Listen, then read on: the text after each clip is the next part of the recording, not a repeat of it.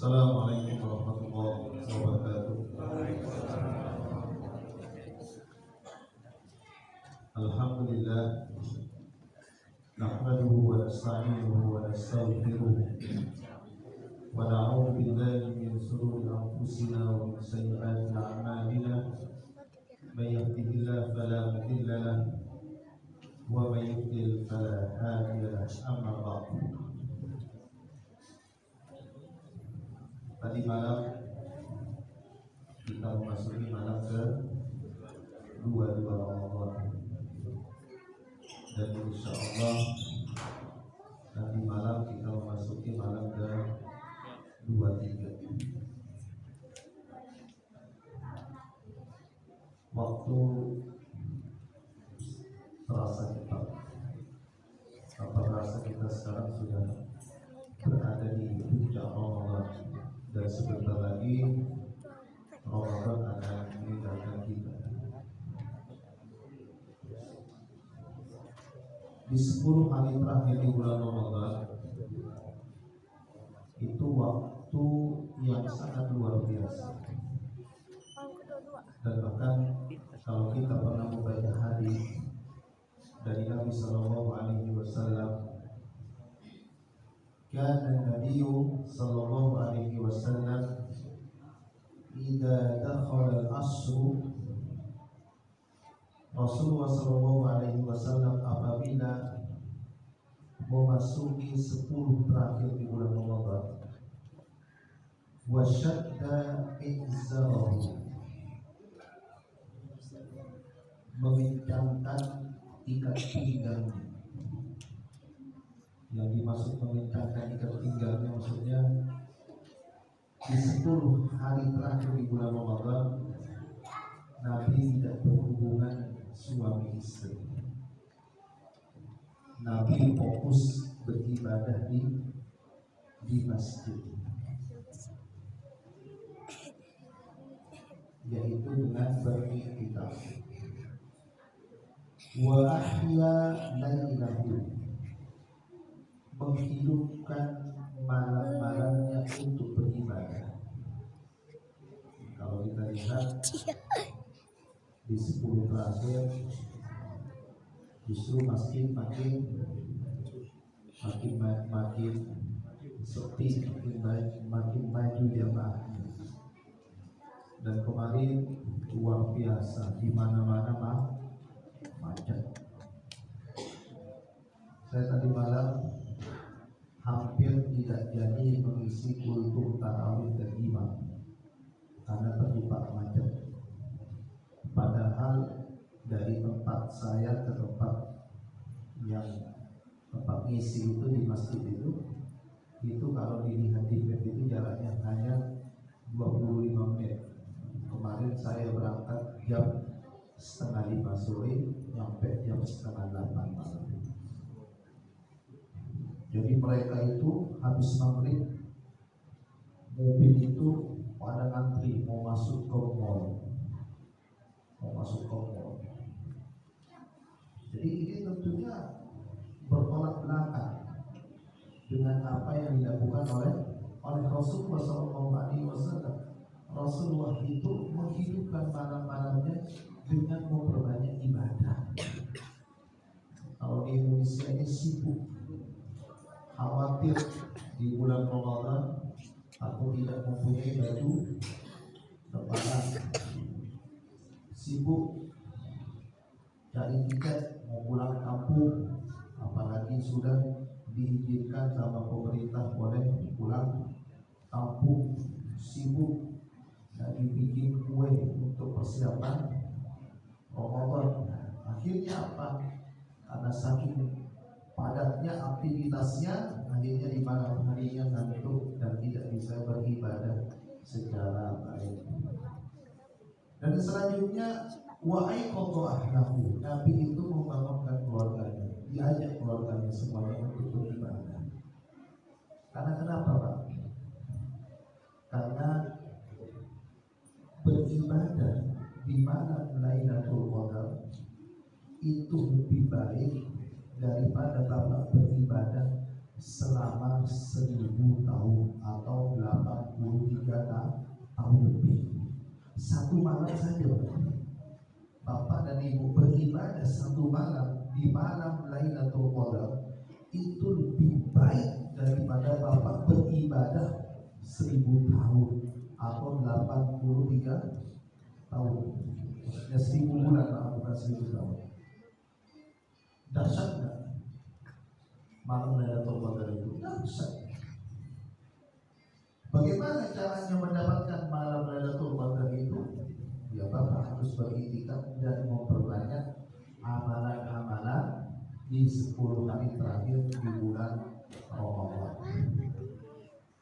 Pada pertemuan pagi hari ini, tema kita investasi harta yang berkah.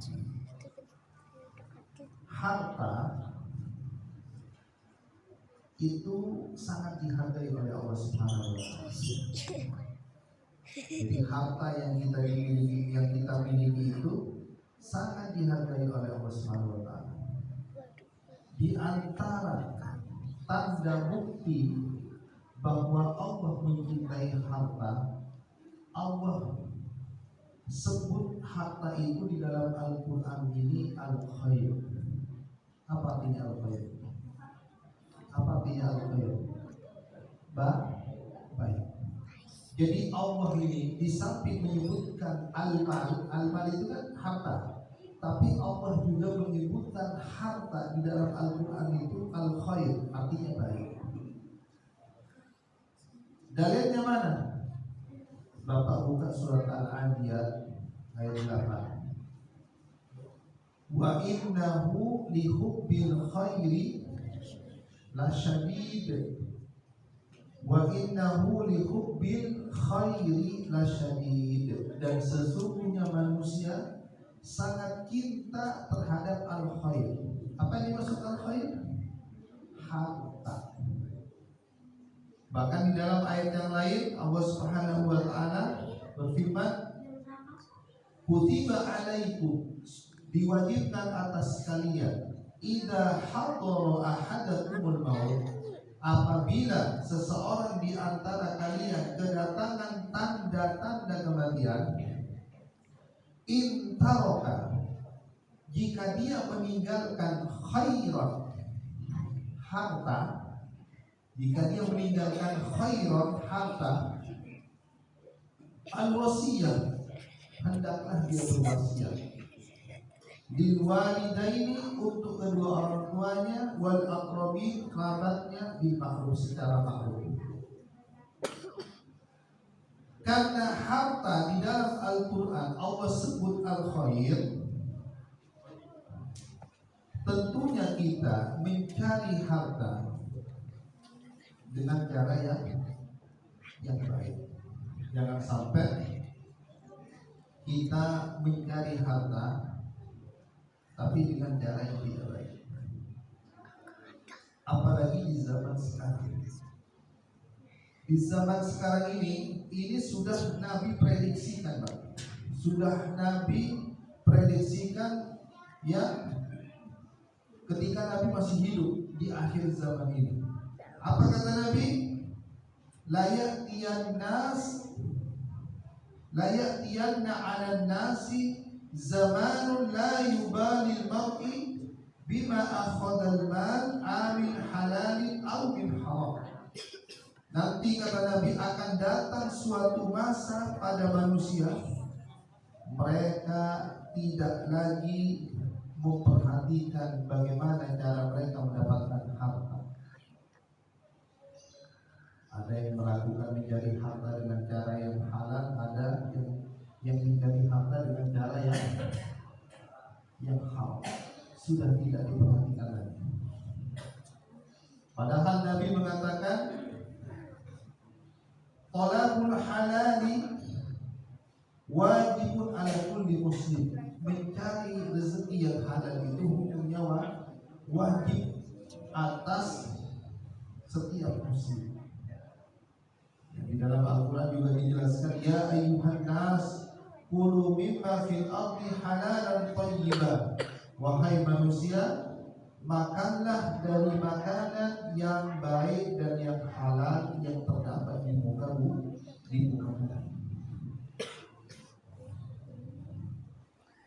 Bahkan di dalam sebuah riwayat juga disebutkan, la tazuru qadama 'abdin yaumal qiyamati hatta yus'ala an arba'in. Jadi kedua kaki manusia ini tidak bergeser, ya, sampai dia ditanya 4 hal. Sampai ditanya empat hal. Yang pertama, wa an malihi min aina iktasabahu wa bima anfaqahu. Ditanya tentang hartanya, dapat dari mana? Bagaimana cara dia mendapatkan harta? Itu nanti ditanya oleh Allah Subhanahu wa taala. Apakah dengan cara yang halal atau dengan cara yang haram? Dan semuanya itu akan dipertanggungjawabkan. Maka Bapak ketika melihat orang kaya sekarang, Bapak nggak usah terlalu ini enak ya, jadi dia kaya banget. Padahal kerjanya biasa aja, nggak tahu kok bisa kaya. Ya biarkan aja kaya. Kita itu boleh iri kepada orang kaya yang dermawan, yang mengeluarkan hartanya di jalan Allah, baru boleh kita iri. Kemudian wabima anfaqahu, hartanya ini dikeluarkan untuk apa? Dengan sesuatu yang baik atau dengan sesuatu yang tidak baik? Itu ditanya, Pak. Ini maaf saya kasih contoh. Saya punya tetangga di kampung saya. Itu Pak, beli merpati, tahu burung merpati Pak? Itu dibeli harganya 150 juta. Sepasang 150 juta. Istrinya bilang, Pak, sampai beli burung sampai mahal begitu sih? Apa sih kelebihan daripada burung itu? Kata suaminya, burung ini 200, makanya saya beli. Giliran saya, kata istrinya, minta uang untuk bersedekah, nggak dikasih. Giliran beli burung, Papa bebas-bebas aja. Ini hobi ini Pak. Hobi itu boleh, tapi jangan berlebihan. Waktu musim batu akik, berapa harganya Pak? Ratusan juta. Sekarang harganya berapa Pak? Bapak cari sekarang harganya 10.000. Ya kan? Waktu zamannya batu akik itu, Masya Allah, orang ini nggak mau ketinggalan, cari batu semuanya sampai tangannya penuh jinjit. Makanya kalau jalan ini berat tangannya. Dibeli Pak. Sekarang musim apa? Musim ikan. Saya kemarin ditawarin oleh teman, mau beli ikan nggak? Saya tanya, harganya berapa? Udah bayar 5 juta. Ikan kecil Pak, 5 juta. Kalau beli ikan lele banyak nggak ya? Banyak. Tapi harga ikan kecil itu sampai 5 juta. Dan dia bisa beli itu Pak. Ini hobi gitu. Hobi ini harus dikontrol juga gitu. Biar uang yang kita miliki ini biar tidak dikeluarkan dengan sesuatu hal yang kurang manfaatnya. Makanya kalau Bapak punya harta, harus cerdas di dalam mengeluarkan harta itu. Karena kenapa? Ketika kita mengeluarkan harta di jalan Allah itu harta itu akan kembali kepada kita. Apa yang kita sedekahkan itu kembali kepada kita. Makanya Allah mengatakan di dalam Al-Quran, in ahsantum ahsantum li anfusikum jika kalian berbuat baik, maka kebaikan yang Bapak lakukan dari itu kembali kepada Bapak sendiri. Mau tahu?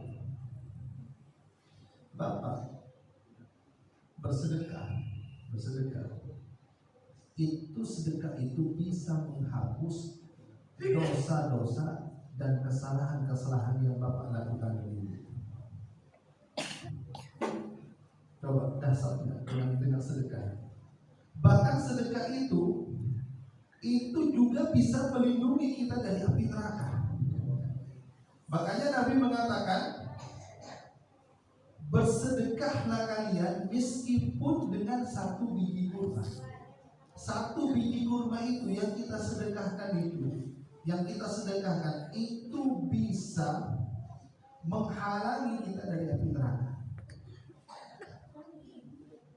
Makanya Nabi mengatakan, ittaqun nar walau bisyikki tamr. Bersedekahlah meskipun dengan 1 biji kurma, maka engkau akan terhindar dari api neraka. Nah, sekarang kalau di Indonesia ini, kalau 1 butir kurma itu terlalu kecil. Apalagi sekarang itu kita di bulan Ramadan. Nabi mengatakan, afdhalus shadaqati shadaqah fi Ramadan.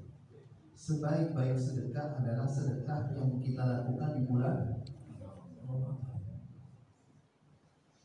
Dan Nabi itu di bulan Ramadan, di dalam sebuah hadis itu disebutkan oleh Rasulullah SAW, orang yang paling dermawan. Dan dahsyatnya lagi, sedekah di bulan Ramadan kita bisa mengambil pahalanya orang berpuasa. Tapi pahala orang yang berpuasa itu dia tetap, dia nggak berkurang pahalanya. Jadi itu dahsyatnya sedekah di bulan Ramadan. Apa? Kita memberikan takjil, memberikan makan buka puasa kepada orang yang berpuasa. Kita akan mendapatkan pahala puasa dari orang yang berpuasa itu. Dan orang itu pahalanya tidak berkurang meskipun pahalanya diambil oleh kita. Makanya Bapak di bulan Ramadan kalau ingin mendapatkan pahala double puasa, Bapak banyak-banyak memberikan buka puasa. Oh, saya bingung, Ustaz, gimana saya cara membagikan sedekah saya untuk orang yang berbuka puasa? Gampang, tinggal datang ke Al-Barkah. Al-Barkah. Datang, temui pengurusnya. Pak Ismail, saya insya Allah tiap hari saya mau menyumbang untuk buka puasa 100 box nasi. Coba bayangkan Bapak dapat pahala dari orang yang berpuasa itu.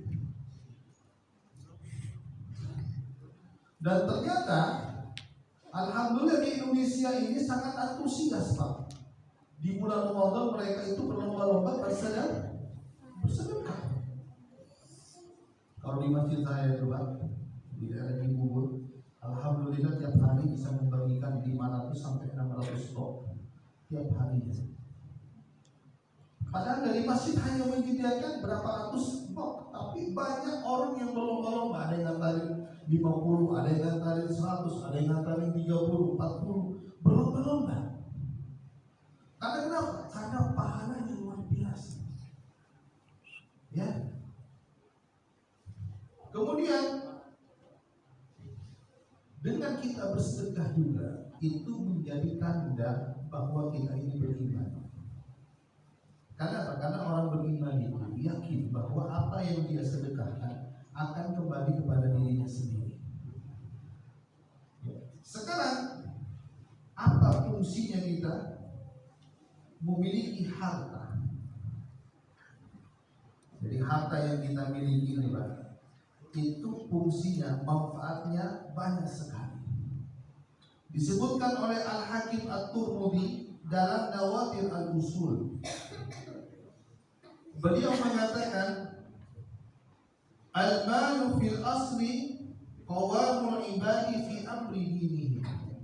Harta pada asalnya itu merupakan pendukung seorang hamba dalam urusan agama. wa bihi yusallu, dengan harta mereka bisa sholat. Emangnya ada tidak punya harta bisa sholat? Ada tidak punya harta bisa sholat? Bapak kalau nggak punya harta, nggak punya pakaian, nggak bisa sholat. Saya kemarin ketemu salah satu ustaz, dia dakwahnya sering dakwah ke pelosok-pelosok.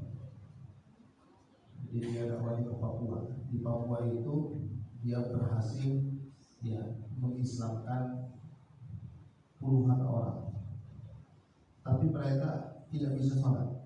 Meskipun mereka masuk Islam, tidak bisa sholat. Karena kenapa? Karena tidak punya pakaian.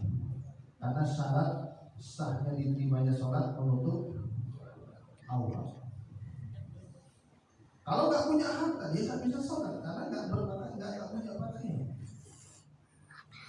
Makanya ketika kita sholat ini, pakaian kita ini harus diperhatikan. Jangan sampai mahal ketika sholat, pakaian kita nggak diperhatikan. Meskipun kita punya harta. Saya Pak sholat di suatu masjid itu, di depan saya ini ada anak muda pakai kaos, di belakangnya ditulis apa? I love you. Gimana coba? Saya sholat, ya lihatlah, kan tulisannya besar, ini mengganggu kehusuan. Makanya kalau Nabi sholat itu, Nabi itu memakai pakaian yang terbaik. Kalau kita sholat itu kadang asal pakai baju tanpa diperhatikan. Giliran ke undangan pakaiannya rapi, giliran ke masjid sembarangan. Ini perlu diperhatikan. Jadi sekali lagi, dengan kita punya uang, dengan kita punya harta, kita bisa sholat. Makanya Bapak, kalau punya baju yang masih bagus dan sudah tidak dipakai oleh Bapak, Bapak kasih kepada orang-orang yang nggak mampu, biar mereka bisa ibadah. Kalau bisa misalnya Bapak lihat orang ini lagi ibadah orang ini, tapi pakaiannya cuma yang dipakai itu aja, Bapak belikan baju koko yang bagus, Bapak kasih ke dia. Karena sebaik-baik sedekah, kata Allah Subhanahu wa Ta'ala di dalam surat Al-Imran awal juz 1 ayat juz 4, Allah berfirman, "Lan tanalul birra hatta tunfiqu mimma tuhibbun." Sedekah yang paling baik itu sedekah sesuatu yang kita cintai kemudian kita sedekahkan. Itu sedekah yang paling baik. Jadi kalau Bapak bersedekah gimana? Kalau memberi kepada orang, Pak ini sudah nggak layak, kasih Pak. Kan begitu Pak? Ya boleh, nggak ada masalah, dapat pahala Bapak. Tapi sedekah yang paling terbaik kata Allah, sesuatu yang kita cintai. Bapak punya baju ini baju ini kesayangan saya, kesukaan saya. Kemudian Bapak kasih orang, itu sedekah yang paling baik. Bapak bisa buka ayatnya di juz 4 awal juz 4 langsung. Lan tanalul birra hatta tunfiqu mimma tuhibbun. Dengan harta juga kita bisa sholat dengan nyaman. Di samping memperhatikan pakaian, tempat sholat pun kita harus perhatikan. Nah, kalau orang itu rumahnya yang bagus-bagus itu, jadi dibuat di dalam rumahnya itu musola yang enak untuk sholat sunnah, kan begitu Pak? Untuk sholat malam bersama keluarganya. Karena apa? Karena sebaik-baik sholat sunnah itu dilakukan di rumah. Bukan berarti sholat sunnah di masjid nggak boleh. Ya, sholat sunnah, sholat malam, ya, sholat tahajud, sholat di rumahnya, di tempatnya, di tempat sholat yang nyaman, ya, ada karpetnya lembut, ya, kemudian ada AC-nya, ya, pokoknya nikmat. Tapi bukan hanya di rumahnya yang kita perhatikan, bukan hanya tempat sholat di rumahnya yang kita perhatikan, tapi masjidnya pun harus diperhatikan. Bagaimana masjidnya, ya, itu nikmat dipakai untuk sholat. Karena ada masjid tempat sholat kita ini karena asal-asalan Pak. Contohnya misalnya karpetnya nggak diperhatikan. Ya alhamdulillah di Masjid Al-Barakah karpetnya luar biasa lembut. Alhamdulillah saya sekarang isi ke sini mic-nya sudah bagus. Apa gara-gara ada saya dari Palestina ini bagus. Curiga saya, ya kan? Nah, ini luar biasa. Apa? Kenapa pengurusnya sampai beli mic bagus, biar suaranya enak? Oh, biar sholatnya khusyuk. Ini penting, harus diperhatikan Bapak. Jangan sampai masjid yang Bapak pakai untuk sholat ini nggak nyaman Pak. Ini saya ngusulin satu nih. Saya tadi imam ini kepanasan. Nah, perlu dikasih AC nih di ruang imam ini. Nah, jadi Bapak ini punya harta buat yang enak. Ini kayaknya imamnya ini kepanasan. Kasih pasang AC. Karena kenapa Pak? Karena harta yang kita keluarkan untuk tempat ibadah ini pahalanya luar biasa dan ini bisa menjadi amal jariah Pak. Makanya harus cerdas Bapak di dalam menyediakan harta ini. Cari masjidnya apa yang kurang di masjidnya. Oh, kamar mandinya kayak satu. Padahal kalau dimakan penuh, biar orang nggak ngantri gimana caranya? Kenapa? Karena ketika kamar mandinya bagus, tempat duduknya bagus, itu kan untuk sholat juga kan? Coba, ini penting. Ya, jangan sampai maaf tempat sholat kita ini di masjid ini asal-asalan. Kita jadinya nggak nyaman. Kalau bisa apalagi Pak, cari petugas kebersihan. Oh Pak Ustaz, nggak punya duit, Pak Ustaz pun gaji Pak Ustaz. Jadi kami masjid ini sifatnya kerja bakti saja Pak Ustaz. Setiap minggu Bapak cari orang yang kaya yang bisa menjadi donatur masjid. Bapak siap menggaji orang itu tiap bulannya, dia yang akan membereskan masjid, dia yang akan bersih-bersih masjid. Amal jariah enggak Pak? Amal jariah enggak? Amal jariah Pak. Karena kenapa? Karena dengan harta yang kita miliki, kemudian kita memperkerjakan orang untuk membersihkan tempat ibadah kita ini Pak. Akhirnya nyaman ini Pak. Karpetnya tiap hari dipakai, jadi kita sujud pun enak. Coba kalau masjid nggak punya marbot, berantakan Pak. Karpetnya paling sebulan sekali dipakai. Soalnya tiba-tiba ada pasir masuk ke mata kita, gimana? Ini penting Pak. Makanya ketika kita punya harta ini harus tepat pada sasaran mengeluarkan harta ini. Jangan sampai salah. Ya, kemudian yang kedua, dengan harta wa yasumun. Dengan kita memiliki harta, kita bisa berpuasa. Ada orang yang tidak punya harta bisa berpuasa? Ada nggak? Oh, mungkin bisa. Tidak punya harta, mungkin bisa berpuasa. Apalagi sekarang itu di tiap-tiap masjid pasti ada buka bersama. Tapi bagaimana dengan sahurnya? Bagaimana dengan sahurnya? Sedangkan kita buka puasa, sahur itu butuh harta. Ya, butuh harta.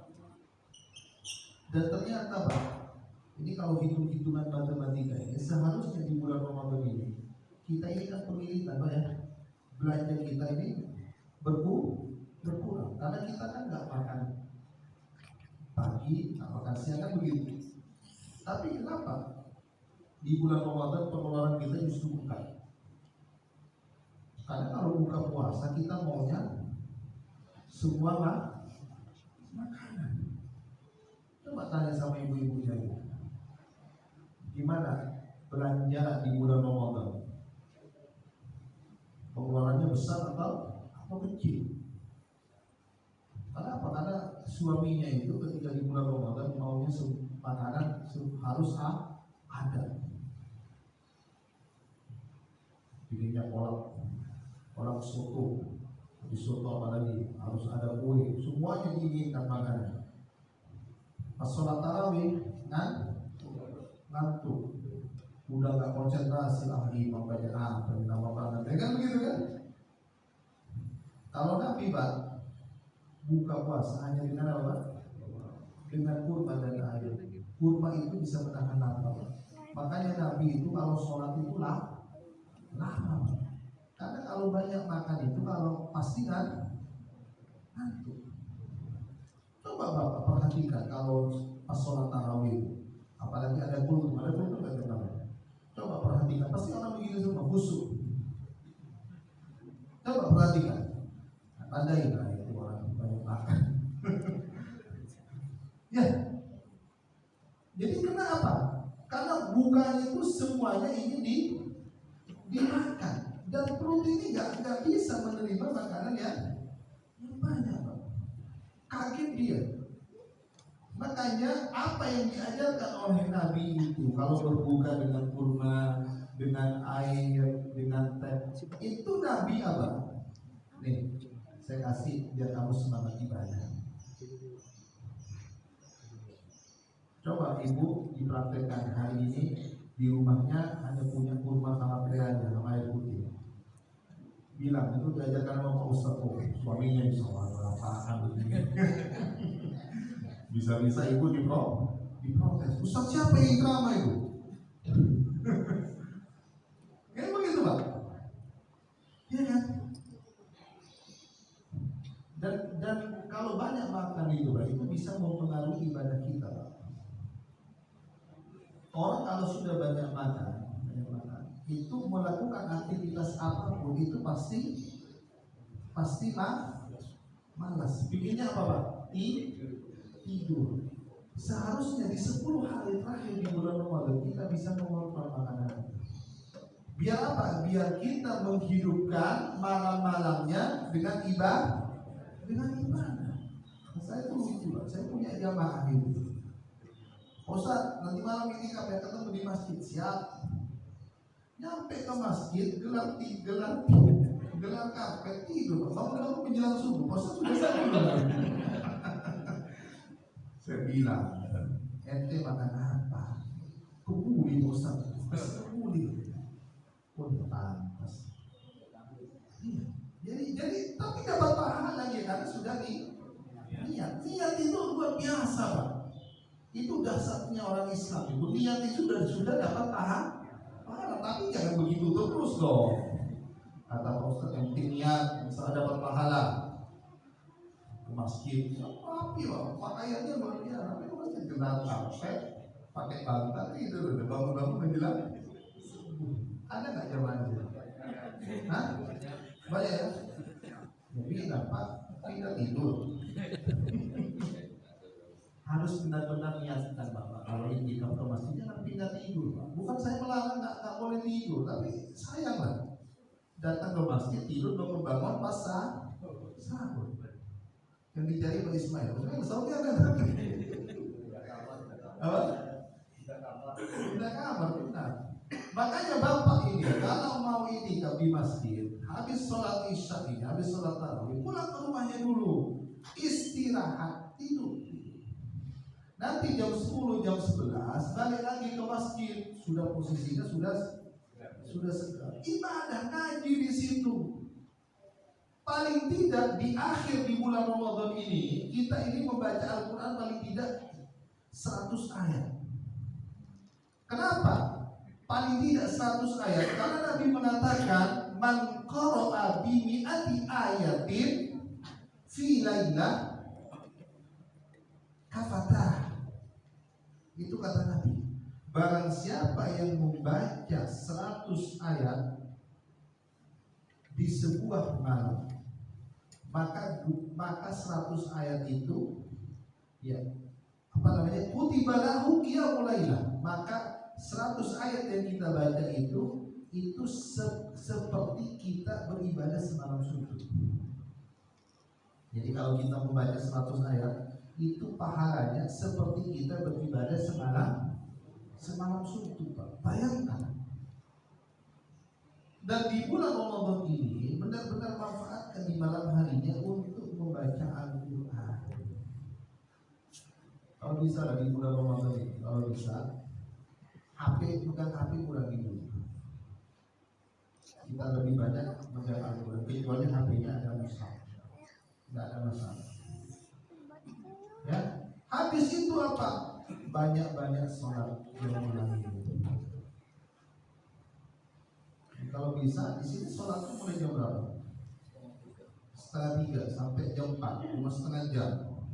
Mau nggak mengikuti sholatnya Umar bin Khattab? Hah? Loh, apa nggak mau? Umar bin Khattab sahabat yang dijamin masuk surga. Mau nggak mengikuti orang yang dijamin masuk surga? Mau. Umar bin Khattab ketika menjadi khalifah, Umar memerintahkan Ubay bin Ka'ab, ya Ubay, kamu nanti malam kamu jadi imam sholat tarawih, siap khalifah. Tapi kata Umar, saya belum selesai berbicara. Kamu membaca setiap rakaat 200 ayat. Setiap rakaat 200 ayat. Kata Ubay bin Ka'ab, siap khalifah. Saya nanti begitu sama saya, pas jadwal saya, Ustaz, saya perintahkan kepada Pak Ustaz membaca 200 ayat. Siap. Bisa kan? Itu sholatnya Umar ketika di bulan Ramadan, per rakaat itu 200 ayat. Dan selesainya itu menjelang subuh. Jadi mereka itu semalaman benar-benar beribadah. Karena apa? Karena interaksi seorang hamba dengan rohnya yang paling bagus itu di saat sholat. Ya, saya sendiri Pak, saya nggak sanggup. Karena iman saya dengan iman mereka berbeda Pak. Itu yang pertama. Yang kedua, fisik kita juga berbeda Pak. Dan yang ketiga, makanan kita juga berbeda. Mereka hanya kurma sama air Pak. Paling kalau nasi paling sedikit. Kalau kita Pak, semuanya ya. Makanya kalau sholat itu ada loh Pak, orang sholat tahajud itu ngorok Pak. Ada Pak. Loh, emangnya Pak Ustaz punya bukti? Iya Pak, pasangan saya imam lagi Pak. Di belakang ngorok. Dasar gitu Pak. Benar, ketika saya imam lagi loh. Sampai dikasih tahu habis sholat sama temannya, Pak, ngorok Pak. Enggak, orang saya ikutin Pak, katanya. Enggak ngaku Pak. Ada yang sampai kalau sholat malam itu ngantuk itu sampai mau jatuh Pak. Di sini nggak ada ya? Tidak ada. Alhamdulillah memang jamaah barokah itu luar biasa Pak. Ya, coba. Itu dasar. Makanya benar-benar dimanfaatkan. Jadi kalau kita punya harta, gitu kan, masjidnya kita buat yang enak, sound systemnya enak, apalagi imamnya enak, itu lebih nyaman lagi kita sholat. Makanya ada nggak imamnya di sini? Yang imamnya yang mulai ada nggak? Ada, alhamdulillah. Hafiz nggak Quran? Ya paling tidak lah yang suaranya yang enak. Jangan sampai dia mulai yang imam nggak enak, tambah kan? Ngantuk, cari yang enak. Kemarin enak nggak? Saya dari Palestina. Wah enak. Mungkin tiap hari di sini biar ada pembuli tiap malam. Ya kan biar jamaahnya banyak.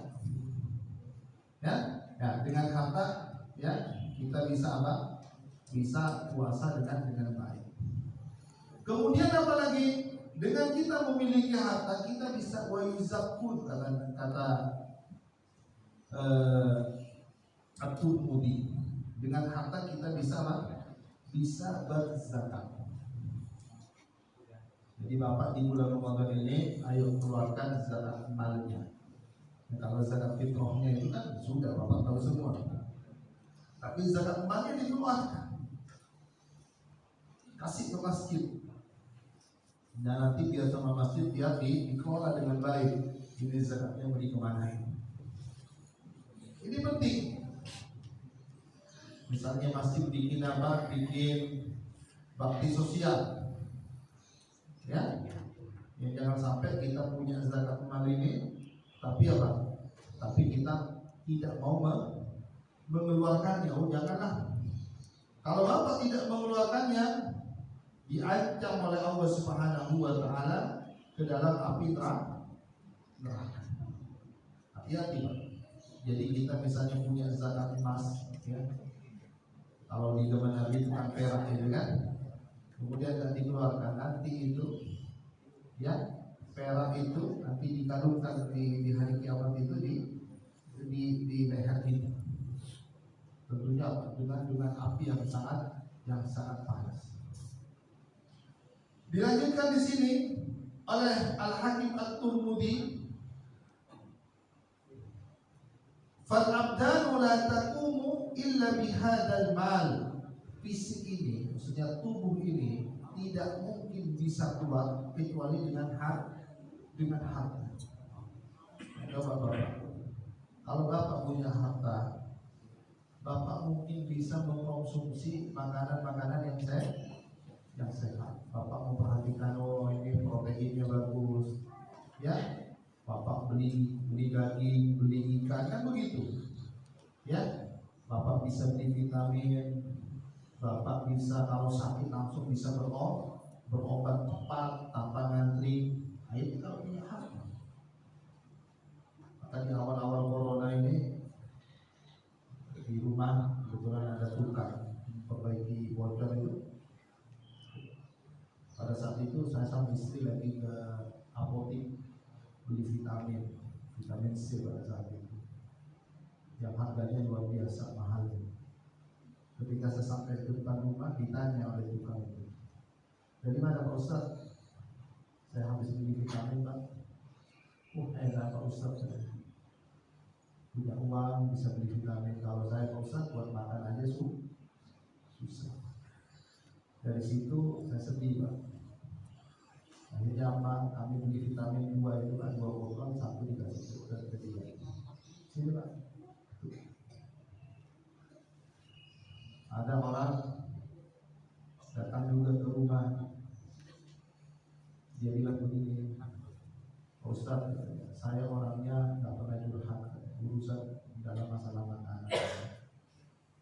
Cuma ini curhat karena terpaksa, bukan karena saya Pak Ustaz. Kalau saya sendiri pun nggak apa-apa, tapi saya kasihan sama anak-anak saya.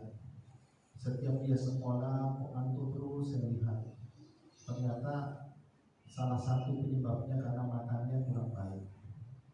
Dia cerita, saya Pak Ustaz selama seminggu ini lauknya selalu ini. Jadi minum oleh bapaknya. Dia nggak mampu untuk beli lauk seperti ikan, seperti daging. Jadi ini aja praktisnya, masak air panas sudah jadi kan. Akhirnya saya masuk ke dalam rumah, saya bilang kepada istri saya, berdosa kita. Kata istri saya, kenapa berdosa? Dia berdosa. Enggak, kenapa berdosa? Tetangga kita tiap hari makan ini dan kita bisa makan enak. Berdosa nggak Pak?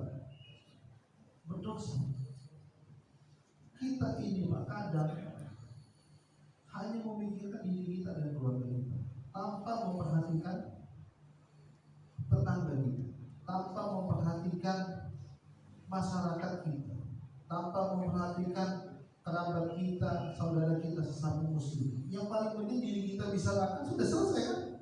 Enggak mau. Harus kita perhatikan mereka. Kalau kita mampu untuk membeli sesuatu makanan yang membuat fisik kita ini sehat, orang lain, tetangga kita, saudara kita sesama Islam harus sehat. Coba lihat ketika Umar bin Khattab menjadi khalifah, apa yang dilakukan dia? Dia itu berkeliling ke perkampungan, melihat ada nggak rakyatnya yang tidak makan. Sekarang ada nggak pemimpin begitu Pak? Ada nggak pemimpin sekarang itu sampai masuk ke pelosok-pelosok, lihat ada nggak rakyatnya nggak makan? Ada nggak? Ada. Hah?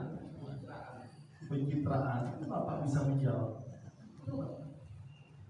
Dan bahkan Umar bin Abdul Aziz, Pak, berkata, Pak, pada saat itu Umar bin Abdul Aziz lagi berjalan, kemudian melihat pohon dan daunnya luar biasa lebatnya. Umar bin Abdul Aziz mengatakan kepada anak buahnya, kalau pohon ini daunnya sampai kering daunnya sampai kering, saya diminta pertanggungjawaban menjadi khalifah di hadapan Allah Subhanahu wa Ta'ala.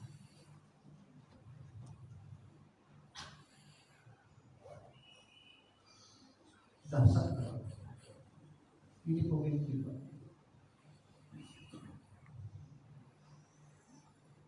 Kalau sampai pohon itu daunnya kering, saya dimintai pertanggungjawaban di hadapan Allah. Sekarang pemimpin-pemimpin kita ini, Pak, maaf, hanya memperhatikan kepentingan dirinya sendiri. Mereka butuh kepada kita ketika mau pemilihan. Ini penting, Pak, bagi kita. Tapi kita nggak usah mengandalkan pemimpin. Tapi kita kalau kita punya harta, ya kita bantu. Kita bantu. Kebiasaan Nabi itu, Pak, di setiap sore ketika beliau masih hidup, Nabi itu selalu mencari orang yang kelaparan. Akhirnya didapati ya, di sebuah pasar orang yang buta, kedua matanya tidak bisa melihat, orang yang sudah tua, dan maaf, agak terganggu, jadi jiwanya terganggu. Ternyata oleh Nabi itu, Pak, karena orang ini sudah tua, kedua matanya tidak bisa melihat, oleh Nabi dikasih makan tiap sore, Pak, kasih makan, disuapin oleh Nabi. Setelah Nabi pulang, orang ini, Pak, mengejek Nabi dengan mengatakan apa? Oh, Muhammad ini. Ternyata orang yang Nabi beri makan itu, Pak, ternyata bukan orang Islam, ternyata orang Yahudi. Kalau kita membantu orang, kemudian orang itu menghina kita malas nggak membantu orang? Malas. Sudah ditolong, tapi masih begitu kan? Tapi Nabi enggak, Pak. Nabi datang tiap hari, kasih makan tiap hari, kasih makan tiap hari. Tapi orang itu tetap mengejek Nabi. Ketika Nabi meninggal dunia, kemudian Abu Bakar datang ke rumahnya, bertanya kepada Aisyah, "Ya Aisyah, apa kebiasaan Rasulullah di sore hari?" Kata Siti Aisyah, kebiasaan Nabi di setiap sore datang ke pasar memberi makan orang yang tua, kedua matanya tidak bisa melihat. Akhirnya Umar datang, Pak, membawa makanan itu. Kemudian makanan itu disuapkan ke orang itu. Kata orang itu apa? Kamu bukan orang yang biasa menyuapi saya. Kata Abu Bakar, bukan, orangnya saya. Enggak, beda. Orang yang menyuapi saya halus, penuh perhatian. Kamu bukan. Kata Abu Bakar, iya, bukan saya. Orang yang menyuapi kamu sekarang sudah meninggal dunia. Namanya Muhammad bin Abdullah. Orang itu menangis. Ternyata orang yang baik kepadaku selama ini, ternyata orang yang aku hina, orang yang aku ejek. Akhirnya apa? Ya Abu Bakar, tuntut saya mengucapkan kedua kalimat syahadat. Ini Pak, akhlak yang diajarkan oleh Rasulullah. Dan bahkan pada suatu ketika Aisyah didatangi seseorang pengemis yang kelaparan. Dan Aisyah pada saat itu apa, Pak? Hanya punya makanan yang cukup dimakan dia dan oleh Rasulullah. Tapi karena orang ini butuh, Pak, dikasih oleh Aisyah. Ketika Nabi pulang dari masjid, Nabi mengatakan kepada Aisyah, "Ya Aisyah, saya lapar." Kata Siti Aisyah, "Maaf ya Rasulullah, tadi ada orang yang butuh makanan, kemudian makanan itu saya kasih kepada orang itu." Kata Nabi, "Bagus Aisyah, kalau begitu saya berpuasa." Jadi apa Pak? Nabi itu mementingkan urusan orang lain daripada urusan dirinya sendiri Pak. Dan ini seharusnya yang kita lakukan. Ini yang seharusnya kita tiru. Kadang kita masa bodoh. Orang lain mati kelaparan atau gimana, yang penting diri kita kenyang. Apa yang dia kalau jadi sifat kita mendahulukan kepentingan saudaranya daripada dirinya sendiri. Bisa nggak Bapak melakukan sifat kita ini? Contoh saja, kalau Bapak punya makanan satu,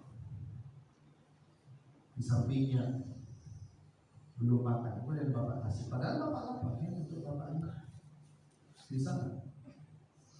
Oh, kalau usah gitu, Bapak dilihat makanannya kita, makannya lihat. Ini penting. Misalnya ke kamar mandi, gitu kan? Kita ngantri, sama-sama ngantri, kita mendahulukan orang dulu. Silakan Bapak duluan. Pernah nggak kita begitu? Di pesawat, orang pada rebutan ingin keluar duluan, kasih, silakan. Di masjid habis sholat tarawih, sama-sama di pintu ngantri, sandalnya terus, silakan. Ini sifat kita. Apalagi dalam hal masalah makanan. Dan banyak lagi cerita-cerita seperti ini. Para sahabat itu Pak, lebih baik dirinya lapar daripada saudaranya yang lapar. Dan harta itu Pak, itu sangat bermanfaat, sangat baik ya ketika kita memiliki harta itu. Tapi ingat, jangan sampai salah mengeluarkan harta. Jangan sampai kita memiliki harta, tapi harta itu kita keluarkan dengan sesuatu hal yang tidak bermanfaat, sama sekali tidak ada manfaatnya. Saya tuh Pak sedih, dan saya bahkan menangis ketika di tahun baru, tapi sebelum pandemi itu ada sebuah perumahan. Di perumahan ini punya beberapa klaster. Jadi perumahan yang besar, tapi di dalamnya ada klaster-klaster. Dan itu biasanya kalau pergantian tahun baru itu adu-aduan Pak. Jadi klaster mana yang paling banyak petasannya. Akhirnya apa Pak? Karena RT-nya itu memang gengsinya tinggi, dia mendatangi warganya yang kaya-raya. Pak, kita nanti main petasan Pak, biar kelihatan indah kita memasuki tahun baru Pak, pergantian tahun. Kata orang kaya ini, siap Pak RT, saya dukung. Akhirnya apa Pak? Dikumpulkan, akhirnya terkumpulah duit 350 juta. 350 juta hanya dihabiskan dalam satu malam. Dan itu Pak, paginya Pak, orang yang menjadi tukang sapunya itu Pak sampai ke lubuk aku sampahnya luar biasa. Kira-kira menurut Bapak, perbuatan seperti ini tepat enggak uang kita dikeluarkan? Enggak tepat.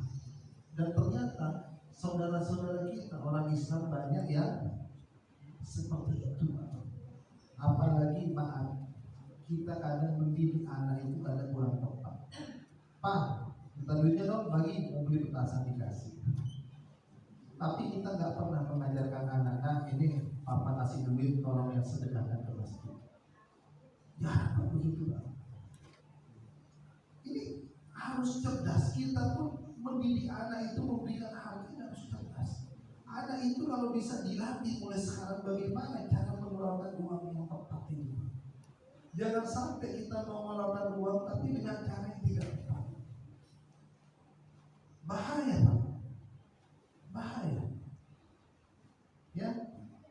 Jadi kenapa?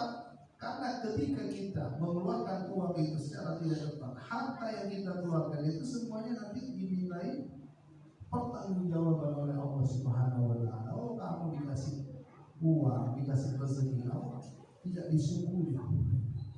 Tidak disyukuri, malah kamu dihambur-hamburkan dengan sesuatu hal yang tidak baik. Dan yang lebih mengerinya lagi, ada orang punya harta, tetapi hartanya itu digunakan untuk mencelakakan orang. Ada nggak Pak? Ada. Dia benci sama orang, dia mau bayar orang. Saya nggak mau tahu, kamu habisin orang.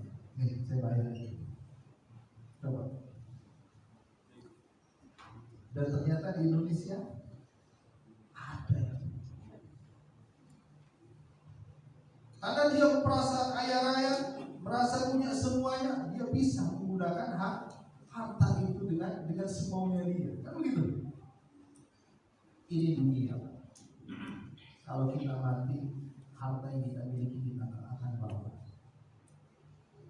Makanya kan orang yang mati itu kan membawa 3 hal, kan begitu? Ketika dia mati, yang pertama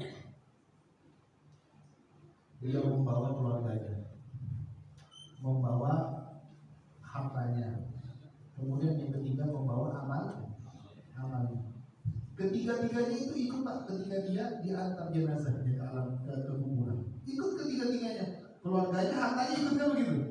Dia punya mobil misalnya, mobil kan harta kan, ikut mobilnya untuk mengantarnya ke kuburan. Tapi setelah dia dimasukkan ke liang lahat, kedua hartanya itu pulang. Siapa? Keluarganya dan mobilnya itu pulang. Yang tetap bersama dia apa ya Pak?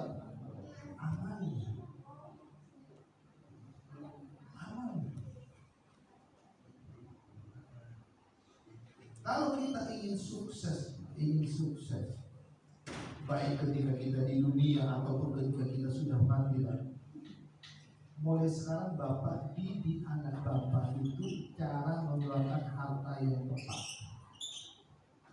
Tapi ketika Bapak itu nanti meninggal dunia, anaknya Bapak sudah dilatih cara mengeluarkan harta yang tepat, anak itu akan benar-benar mengeluarkan harta yang dia tinggalkan oleh Bapak kepada anak itu dengan sesuatu hal yang baik.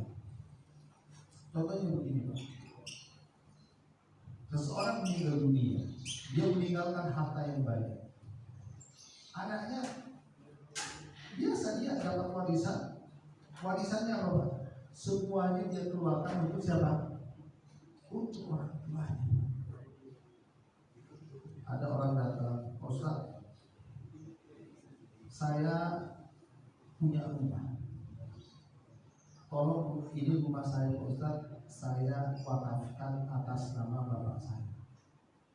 Ustaznya bertanya, Pak, ini dulu rumah peninggalan bapaknya. Iya Ustaz, harta yang bapak tinggalkan kepada saya semuanya saya akan kembalikan kepada orang tua saya. Jadi dia disedekahkan Pak, diwakafkan untuk nama orang tuanya. Dia punya uang, mendapatkan warisan dari orang tuanya, uangnya itu dia apa?